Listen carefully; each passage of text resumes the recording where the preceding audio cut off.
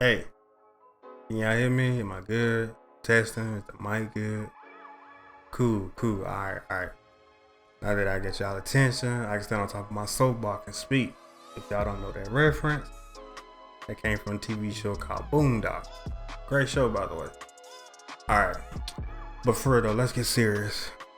We all know that Gears 5 will be ending once Operation 8 drops, which means the coalition is putting their focus hopefully in the new Gear title and hopefully learn from the last two titles that they, that they put out. This video will be part one and more so a simple wish list of things that I should be in the game or something that I want personally in the game. Examples like maps, characters, skins, playlists, all that sort of thing. We can all agree that we do need brand new maps and not seeing gridlock return every single Gears of War game. Oh my god, I'm so tired of looking at that map. And some characters that either been in the game one time, haven't been playable, or new ones from the next campaign that that we can get in the new title. These won't be in any particular order, but in my opinion, these are some things that I found interesting. It might spark some convo about what the community would like to have in the game content-wise. I might touch on some things about the game mechanics, but that's a whole nother video. And some of the people in the community have touched upon that subject and end up getting banned for speaking about it in some sort of way. And I'm not going down that path because I will end up repeating the same thing that they said, and it's better to watch their videos rather than me actually beat the, what's the saying is? Beat the dead horse with a stick or something like that. Anyway, I have a few lists of things that I want to return or be reintroduced back into the franchise that a lot of people may have forgotten about or been wondering why no remake of these classic things. Basically, this video is going to be just character wise. The other videos will come out on the other topics later on. Alright, I'm going to just start off with characters in this video, but then in any particular order whatsoever. It's just more so that these are characters that I've seen only once or never seen them in the Gears of War game. Basically start off with the Golden Hunter. You know what I'm saying? We all know what the Golden Hunter is. This 7-foot Locust Beast was introduced back in Gears of War 3. It was locked behind the Master of Arms medal. If you don't know what that is, or if you hadn't played Gears of War 3, you had to get 1,000 kills with every weapon that was a loadout weapon in the game. Meaning the Lancer, the Gnasher, the Hammer Burst, which was really strong, the Retro, god I hate that weapon, and the Sawed Off, one of the worst weapons ever.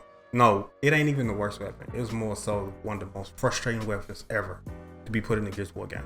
Next character is the Golden Miner. This 6'7" Locust may not be as popular as the other ones, but this was one of the cool looking Locusts that we had in Gears of War Titan.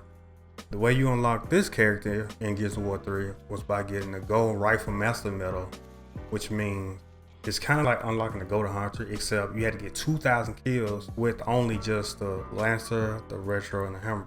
Alright, the next one on the list is the Locus Hunter, standing at 6'8".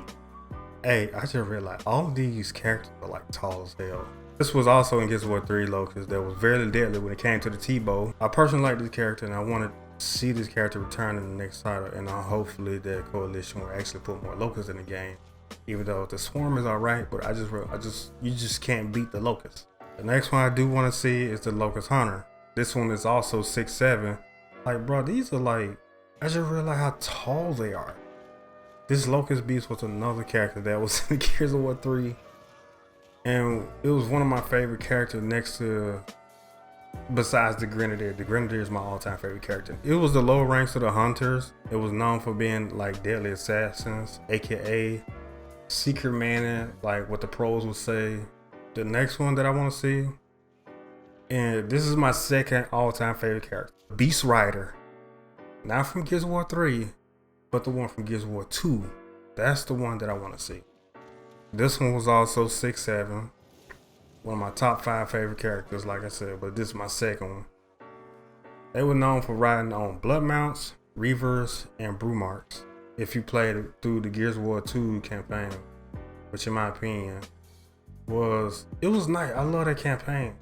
But at the same time, when I was playing by myself, Dom did not help me out throughout the entire campaign after we left Jacinto.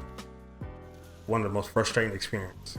The next few characters may not be on some of the radars when it comes to like playable characters. I'm gonna start off with Sophie Hendrick. If you don't know who that is, she was this 5'7" beautiful chick that was introduced back in Gears of War Judgment alongside her Kilo squad. If you don't know who that was, which was Barrett, Paddock, and the one we all love, Cold Strike.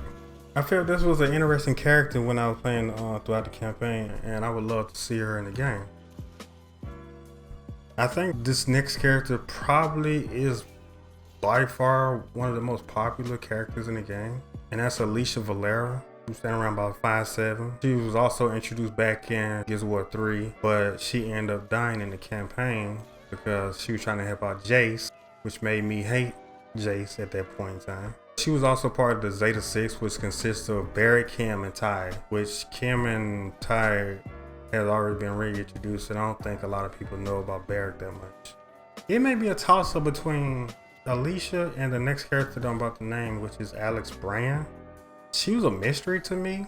I ain't really know too much about her, but when I did my background check on her, she was a part of the Delta 1 squad that was led by Kim, but after he died, Marcus took over.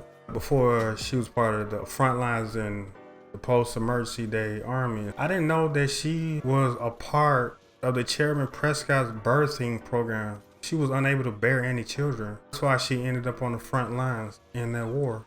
Like, y'all have to actually read some of the lore and stuff behind these games if y'all haven't. There's some really interesting stuff. Another one that I kind of want to see, which since they brought back Tomorrow Anya, I think that's her name or something like that. I want to see Unarmored Mark. Y'all know who that is and why we love him as a character. I want this skin because I think we had it only in Gears of War 3 and it hasn't been reintroduced in the game, if I'm correct. I know we had Old Man Marcus when JD went to go see him in Gears of War 4 campaign, but I want to see this version after the Gears of War 3 campaign.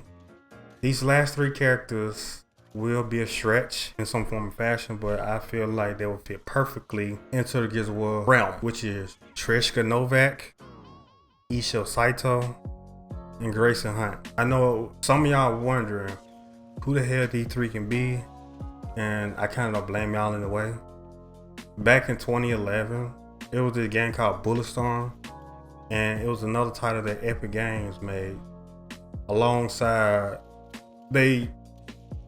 production with them was also People Can Fly, which is also the same collaboration that made Gears of War Judgment. But we're not going to talk about that game because we already know how we feel about that game. I thought it was, I thought the game was okay when I played Bulletstorm, but it wasn't the greatest. In my opinion, I feel like these three will actually fit more into the Gears realm, like I said, with no issue. But unlike the whole Terminator characters into the game or something else random, I kind of don't mind having Batista or Ronda Jules that appeared back in Gears of War 4, but I felt that they didn't have a place in the game, to be honest with you. Basically, these are some characters that I personally want to make a return, and maybe some others do too as well. I don't know. I mean, that depends on how y'all feel, but like, this is like something that, like, personally for me, that I want to return to the game. Coalition did let us know why they were releasing characters and skins in the game more on the COG side versus the Locust Swarm side. And that's because they were giving players more options or more cards to use when it came to escape and horde game modes and stuff like that, because you can't use Locust and stuff on the opposite side. It's only the COG side, whatever.